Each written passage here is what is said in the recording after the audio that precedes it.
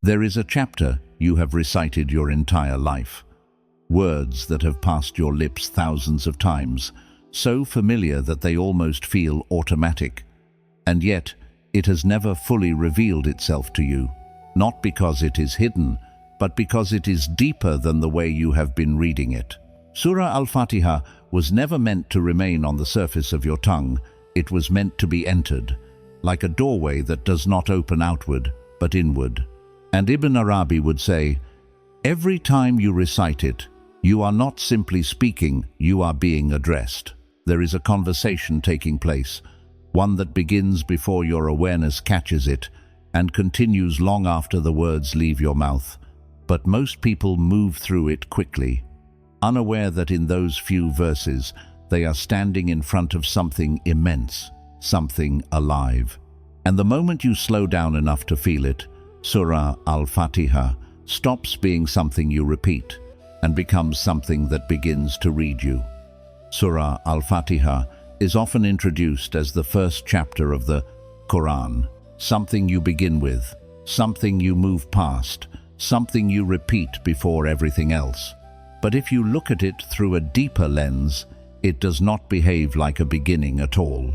It behaves like an opening, something that shifts the way you see before you even move forward. Ibn Arabi draws attention to this subtle difference. A beginning is something you leave behind as you continue, but an opening is something that stays with you, something that changes how everything else is received. This means Al-Fatiha is not placed at the start simply to organize the book. It is placed there to prepare the one who is reading it. When you recite it with awareness, it quietly rearranges your inner state. It gathers your attention, softens your resistance, and brings your focus into alignment. Without this shift, the words that follow may still be heard, but they remain distant, like information that passes through without settling. But when Al-Fatiha begins to open something within you, the rest of the Quran no longer feels external.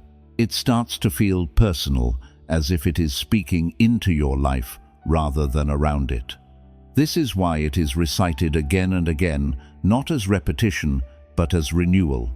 Each time, it has the ability to open you differently, depending on where you are, what you are carrying, and how present you are in that moment.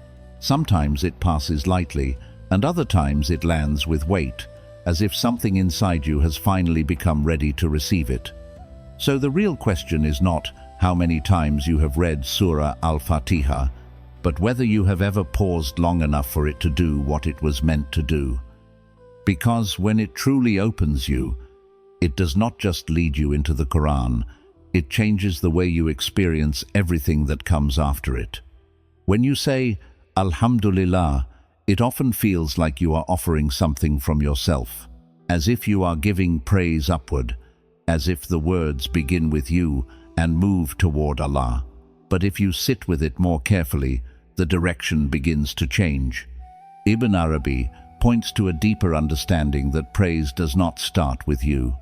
It is already present, already flowing through everything that exists. What you are doing when you say, Alhamdulillah, is not creating praise, but becoming aware of it. It is a recognition, not an invention. Everything around you is already in a state of glorifying Allah, whether you notice it or not. The movement of the wind, the stillness of the night, the rhythm of your own breath, even the quiet endurance of things that seem lifeless, all of it is part of a continuous expression of praise. It is not loud, and it is not always obvious, but it is constant. Your heart is placed within this reality, not outside of it. So when you say, Alhamdulillah, you are not adding something new to existence. You are aligning yourself with something that was already there before you spoke. This is why the same words can feel so different from one moment to another. There are times when you say them quickly, without pause, and they pass through you without leaving a trace. In those moments, your tongue is moving, but your awareness has not caught up. The words are correct, but the connection is missing. And then there are moments when you say, Alhamdulillah, and something shifts. It may be subtle, but you feel it. Your chest softens, your thoughts quiet, and for a brief moment, you sense that you are not alone in what you are saying. It feels as though your words have joined something larger than you, something that was already in motion. This difference is not in the words themselves. It is in the state of your heart when you say them. When the heart is distracted, praise remains on the surface. When the heart becomes present, praise begins to reveal itself as something alive. It is no longer just a statement, it becomes a witnessing. You begin to notice that what you are saying reflects a truth that surrounds you completely. Even the things you once saw as ordinary begin to carry a different weight, because you realize they are part of that same continuous expression. Ibn Arabi invites you to see that your role is not to produce praise, but to become conscious of it. This changes the way you approach the words. Instead of rushing through them, you begin to listen to them. Instead of assuming you already understand them, you allow them to show you something. And slowly, Alhamdulillah becomes less about what you are saying and more about what you are noticing. It becomes a doorway into awareness, where you start to perceive the quiet harmony that was always surrounding you. And this is why sometimes those simple words can feel heavier than expected. Not heavy in a burdensome way, but heavy with meaning. Because at that moment, you are not just speaking, you are recognizing, you are stepping into a reality where everything is already turned toward Allah, and your heart, even for a brief moment, finds its place within that turning. When you say Ar-Rahman, Ar-Rahim, it can feel like you are describing Allah from a distance, naming qualities that belong to Him while you stand outside of them. But Ibn Arabi invites you to shift this understanding. These names are not only attributes to be mentioned, they are a reality you are already living inside of. Mercy is not something that appears for a moment and then disappears. It is not something that visits you only when things go your way. It is a constant environment, a condition that surrounds your existence, whether you are aware of it or not. Think about how you move through your day. You wake up, you breathe, your heart continues without your permission, your thoughts come and go, and life unfolds in ways you often do not control. All of this is held together by something you did not create. Ibn Arabi would say that this continuous support is not neutral. It is mercy. Not always the kind you expect, not always the kind that feels comfortable, but mercy nonetheless. It sustains you even when you are not paying attention to it. The difficulty is not that mercy is missing from your life. The difficulty is that your awareness is often limited to what feels easy or pleasant. When things go smoothly, it is easier to say, "This is mercy." But when things become complicated, when plans change, when something is taken away, the sense of mercy becomes harder to recognize. Yet, Ibn Arabi points to a deeper truth. Mercy is not defined by your comfort.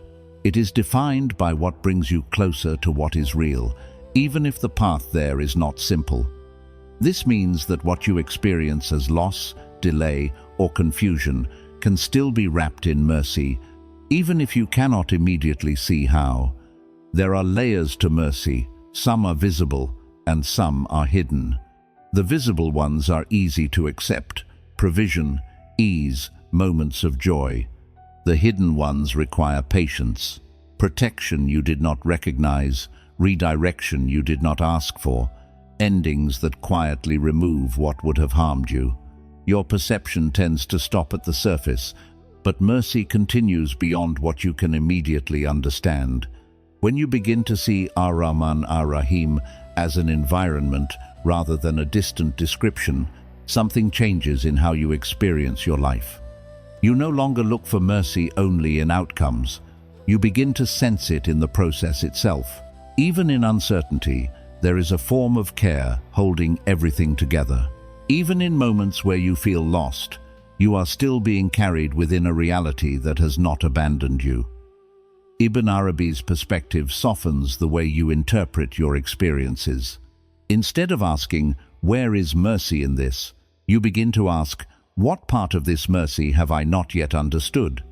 This does not remove difficulty, but it transforms how you relate to it. You stop seeing your life as a series of disconnected events and start recognizing a continuous thread that has been present from the beginning. And slowly, the words Ar-Rahman, Ar-Rahim begin to feel different. They are no longer just names you repeat. They become a reminder of where you already are. You are not outside mercy trying to reach it. You are inside it, moving through it, sustained by it in ways you may not fully grasp yet. And the more your awareness grows, the more you begin to notice that even in your most uncertain moments, you were never without it. When you recite Maliki Yawmiddin, it is easy to picture a distant scene, a final moment somewhere far ahead, separated from your daily life by time and uncertainty. It can feel like something that belongs to the future, something that will arrive later, something you will think about when everything else has passed. But Ibn Arabi gently shifts this perspective. He brings that moment closer not by changing its reality, but by showing how its meaning is already present within your life right now. He suggests that the Day of Judgment is not only an event waiting at the end of time, but also a truth that is quietly unfolding within each moment you live. Every choice you make, every word you speak, every reaction that rises from within you is already revealing something. It may not be seen by others, and you may not even fully notice it yourself, but it is there. Each moment is like a small unveiling, showing you what your heart is leaning toward, what it has become accustomed to, and what it is slowly shaping itself into. When you respond with patience, something is being revealed. When you react with anger, something else is exposed. When you choose honesty over ease, or silence over harm, or reflection over impulse, each of these moments carries a kind of quiet judgment, not in the sense of punishment, but in the sense of disclosure. They show you your direction, they show you your state, they show you what is growing within you. This changes how you understand time.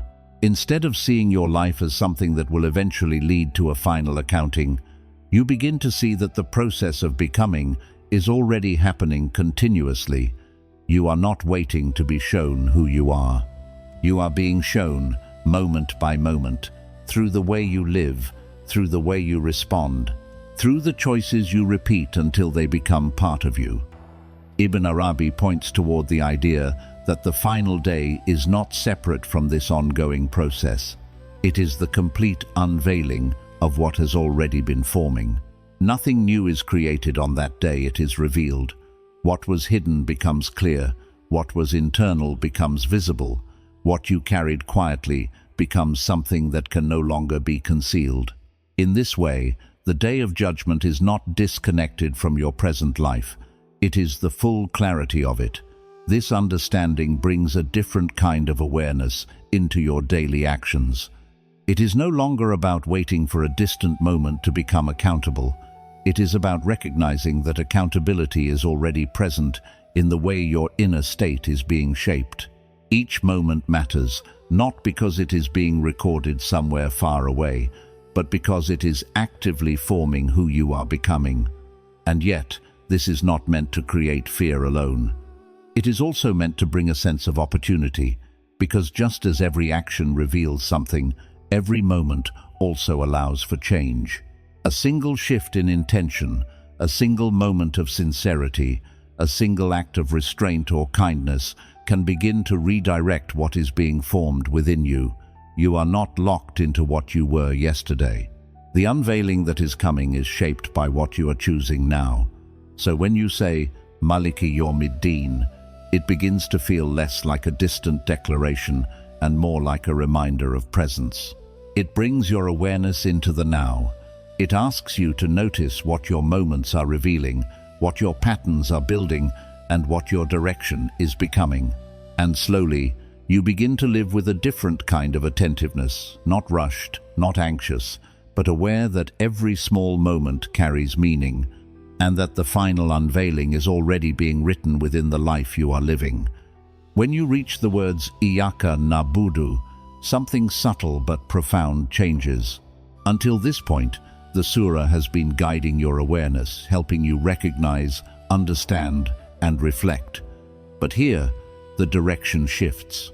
You are no longer speaking about Allah, you are speaking directly to Him.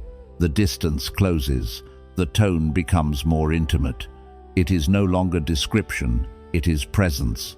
And this is why Ibn Arabi sees this moment as a turning point, not just in the structure of the surah, but in the state of the one reciting it.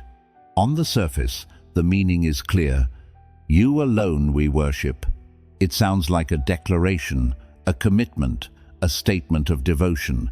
But Ibn Arabi invites you to look deeper into what this actually implies. Worship is often understood as something you perform, something you do through your actions, your movements, your words. You pray, you bow, you recite, and you feel that these are your acts of worship directed toward Allah. But at this point in the surah, that understanding begins to open, because if you reflect carefully, you begin to notice something unusual. You did not create your ability to worship. You did not give yourself the awareness that led you to stand, or the breath that allows you to speak, or the heart that inclines you toward seeking. Even your intention, the very desire to turn toward Allah, is something that appeared within you. It was not something you manufactured from nothing, it was given. This is where the illusion begins to break. The illusion that you are the sole doer, the illusion that your worship originates entirely from you. Ibn Arabi points toward a deeper reality, that true worship is not just in the outward action, but in recognizing the source behind the action. The more you become aware of this, the more your understanding of worship changes. It is no longer something you take pride in as your own achievement. It becomes something you witness, something you are being allowed to participate in. This does not remove your responsibility, but it reshapes your perspective. You still choose, you still act, you still turn, but alongside that, you begin to sense that there is a support beneath your turning, a guidance within your intention, a presence behind your ability to worship at all. And this realization softens the heart. It removes the hidden layer of self-importance and replaces it with humility. At this point, Iyyaka na'budu is no longer just a statement of devotion, it becomes an acknowledgement of dependence. You are not simply saying that you worship Allah, you are recognizing that even your act of worship is connected to Him in a way you cannot fully separate. The deeper this understanding settles, the more sincere your worship becomes, not because you are doing more, but because you are seeing more clearly. This is why this moment in the surah feels different when it truly lands. There is a quiet shift inside. You feel less like someone performing an act, and more like someone being drawn into something greater than themselves. Your focus moves away from yourself and toward the one you are addressing. And in that shift, the illusion of independence begins to fade. Ibn Arabi would say that this is where the heart begins to taste a different kind of closeness. Not a closeness built on effort alone, but a closeness that comes from recognizing the reality behind your effort. You begin to understand that your role is not to claim ownership over your worship, but to remain aware within it, to be present, to be sincere, to recognize that what you are doing is not isolated, it is connected to a deeper source that is constantly sustaining you. And slowly, Iyyaka na'budu becomes more than words. It becomes a moment of clarity, a moment where the illusion of separation weakens, and you begin to see your worship not as something you stand behind, but as something you stand within. When you say, Iyyaka nasta'in, it can sound like a simple request. You alone we ask for. Help. It feels like a moment where you turn outward and ask for support, as if you were managing everything on your own and then decided to seek assistance. But Ibn Arabi draws attention to something deeper within these words. He suggests that this is not merely a request that begins with you, it is a realization that corrects how you have been seeing your life all along. Because if you look carefully, the idea that you have been carrying your life by yourself begins to feel less certain. You did not create your strength. You did not design your abilities. You did not bring your own heart into motion or sustain your own existence. Even the energy that allows you to move, think, and act is not something you control in its origin. It is given, moment by moment. Yet the mind easily falls into the habit of believing that it is managing everything alone, that it is responsible for holding everything together. Iyyaka nasta'in gently dissolves this assumption. It reminds you that dependence is not something that begins when you ask. It is something that has always been there. You are not becoming dependent in this moment. You are becoming aware of a dependence that was already present. This changes the meaning of the verse. Instead of feeling like a request born out of weakness, it becomes an acknowledgement of reality. You are recognizing that what you thought was self-reliance was never complete. This realization can feel both humbling and relieving at the same time. It is humbling because it shows you that your control is limited, that you are not as independent as you may have believed. But it is also relieving because it lifts a weight you did not realize you were carrying. The pressure to hold everything together on your own begins to soften. You start to see that you were never meant to manage life in isolation. Ibn Arabi points to the idea that true help is not only something that comes in moments of difficulty, it is something that is continuously present. You are already being supported in ways you do not fully notice. Your breath continues without effort. Your thoughts arise without you creating them from nothing. Your life moves forward through a network of causes and moments that you did not design. When you say, Iyyaka nasta'in, you are not introducing help into your life. You are recognizing the help that has always been sustaining it. This awareness begins to change how you experience your struggles. You may still face difficulty, uncertainty, and moments where things feel overwhelming, but instead of feeling like you are carrying everything alone, you begin to sense that there is a support beneath what you are going through. You are still responsible for your actions, but you are no longer isolated within them. There is a quiet partnership in your existence, one that you become more aware of as you reflect on these words. And as this understanding deepens, your relationship with effort also changes. You still act, you still strive, you still make choices, but you do so with a different awareness. You no longer see your effort as something entirely separate from the help you are receiving. Instead, you begin to recognize that even your ability to try, to continue, to seek a way forward, is itself part of that help. The moment this truth begins to settle inside you, something shifts. The tightness of needing to control everything starts to loosen. The fear of not being able to handle what comes next begins to soften. You still care, you still try, but you are no longer holding the entire weight of your life on your own shoulders.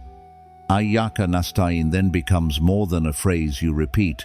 It becomes a way of seeing, a way of understanding that you are not alone in what you are carrying, that support is not something distant, and that your life has always been held within a reality greater than your own effort.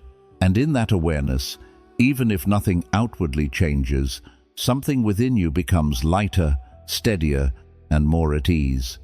When you say, Ihdinas sirat al-mustaqim, it is natural to imagine a path stretching out in front of you, a road you must find, steps you must take, a destination you must reach. It feels like something external, something ahead of you, something you are trying to arrive at. But Ibn Arabi offers a different way of understanding this. He shifts the focus from distance to alignment. The straight path is not simply a road outside of you, it is a condition within you. It is not about how far you travel, but about how clearly you are aligned with what is true. This changes the meaning of guidance. Instead of thinking that guidance is about being shown where to go, you begin to see that it is about becoming able to see clearly. When your inner state is clouded by distraction, by desire, by fear, everything around you can feel uncertain, even if the direction itself has not changed. You may keep moving, making decisions, taking steps, but something still feels unsettled. This is because movement alone does not guarantee clarity. You can move quickly and still feel lost. But when something inside you begins to align, when your intention becomes sincere, when your awareness becomes steady, when your heart becomes more honest, there is a quiet shift. The same life, the same circumstances, the same decisions begin to feel different. Not because everything has changed externally, but because your perception has become clearer. You are no longer moving blindly. You are seeing with more depth. Ibn Arabi points toward the idea that the straight path is not something you step onto once and then follow mechanically. It is something that must be lived in each moment. Alignment is not fixed. It requires awareness. It is something you return to again and again. This is why the verse is a continuous request. You are not asking to be shown a path one time. You are asking to be kept in a state where your inner condition remains aligned with what is right. This also explains why sometimes, even when you think you are doing the right things, something feels off. You may be following outward actions, but inwardly there may be misalignment, confusion in intention, imbalance in focus, or distraction in awareness. In those moments, the path feels unclear, even if your actions appear correct. And at other times, even simple steps feel steady and meaningful because your inner state is in harmony with what you are doing. The straight path, then, is not measured by how far you have gone, but by how clearly you are seeing. It is not about reaching a distant point. It is about remaining aligned in the present moment. When your inner state is aligned, even small actions carry clarity. When it is not, even large efforts can feel scattered. As this understanding deepens, Idina's Sirat al-Mustaqim becomes less about searching outward and more about refining inward. You begin to pay attention to your intention, your awareness, your state of heart. You notice when you are aligned and when you are not. And instead of trying to force your way forward, you begin to return to clarity again and again. And in that return, something becomes simpler. You realize that the path was never distant. It was never something you had to chase. It was something you needed to recognize and align with. And the more you do, the more your movement becomes steady, your decisions become clearer, and your life begins to carry a quiet sense of direction that does not depend on distance, but on alignment. When you reach the words Sirat al-Adhina Anamta alayhim, your attention gently shifts. Again, you are no longer asking for guidance in a general sense. You are asking to be aligned with a very specific kind of path, the path of those who have already been given favor. At first, it can feel like you are simply referring to people from the past, individuals who lived before you and reached a level you admire. But Ibn Arabi invites you to look deeper into what this actually means. This is not only about who they were, it is about the state they lived in. Those who were given favor were not just people who received blessings in an outward sense. They were people whose inner state was in harmony with truth. Their actions, their intentions, their awareness, all of it moved in alignment with something real and steady. The favor they received was not limited to what they had, but extended to how they saw, how they understood, and how they responded to life.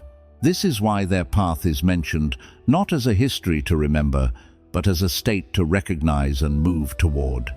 When you ask to be guided along their path, you are not asking to become someone else. You are asking to enter into a way of being that reflects clarity, sincerity, and steadiness. It is a request to be aligned with those who were not lost in confusion, not overwhelmed by distraction, and not driven by impulses that pulled them away from what mattered.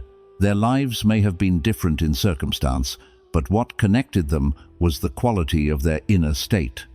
Ibn Arabi's perspective helps you see that this path is not separate from your reality.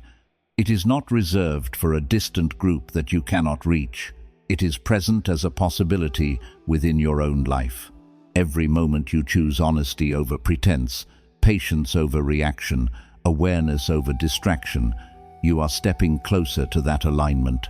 The path of those who were favored is not a distant road.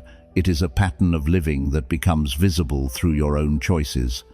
This also changes how you understand favor itself. It is not always something obvious. It is not limited to ease or comfort. Sometimes, favor appears in the form of clarity during confusion, or stability during difficulty, or the ability to remain sincere when things become challenging. It is the quiet strength to stay aligned, even when circumstances shift. It is the ability to recognize truth and not turn away from it. As you reflect on this, the verse begins to feel more personal. You are not just remembering a group of people, you are being invited to recognize what made them who they were. You begin to notice the qualities that defined their path, and you start to see how those qualities can appear within your own life. It becomes less about comparison and more about alignment. And slowly, your understanding of guidance deepens. You are not only asking to be shown a direction, you are asking to be shaped in a way that allows you to walk it.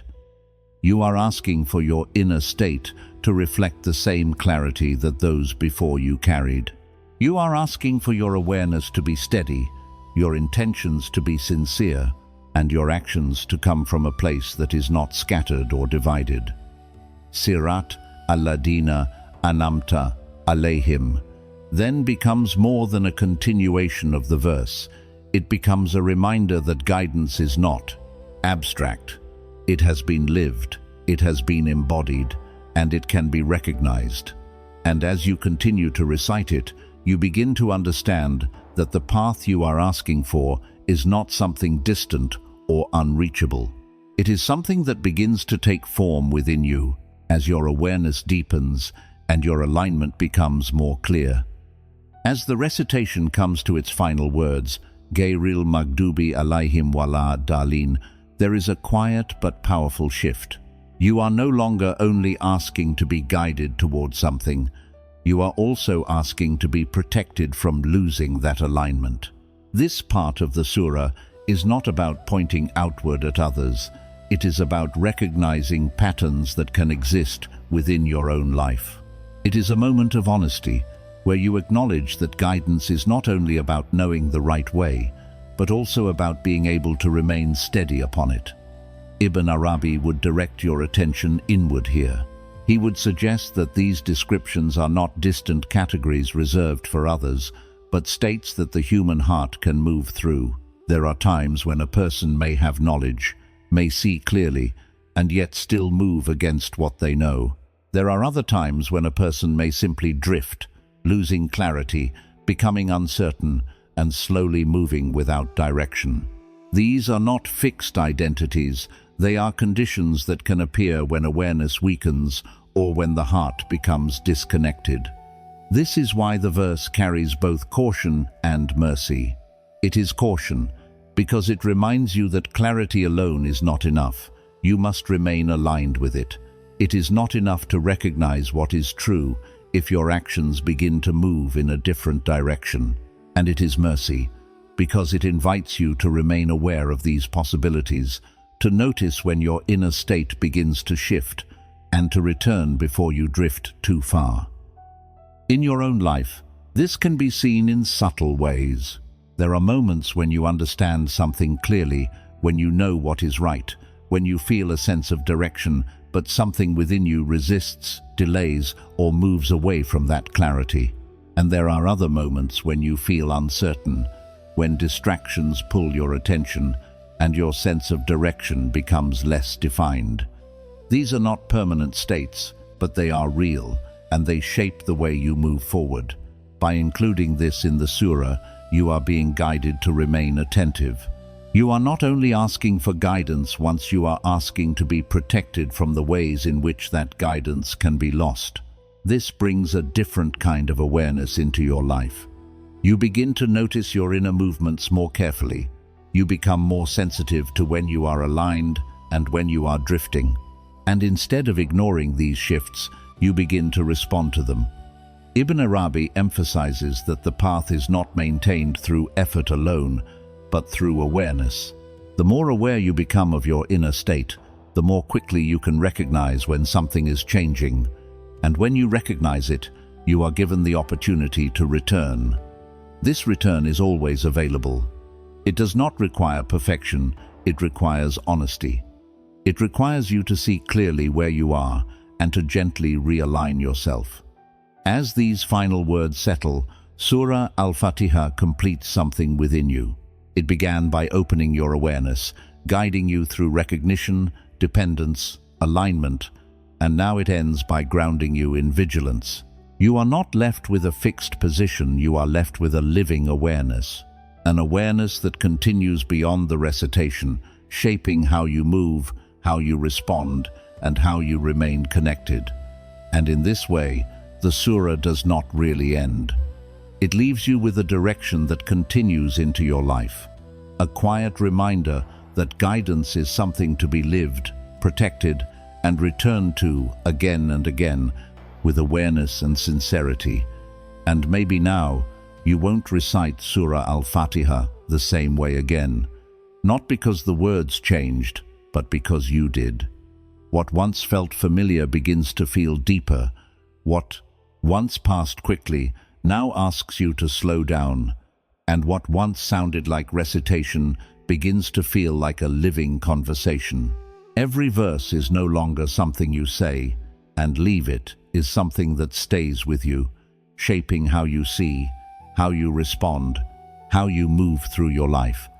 Ibn Arabi would remind you, this surah was never meant to sit on your tongue alone. It was meant to open your awareness, to realign your heart, to bring you back again and again without you even realizing how gently it was doing it. So the next time you stand in prayer, pause, not to say more, but to feel more, because within these few verses, you are not just asking for guidance, you are being guided.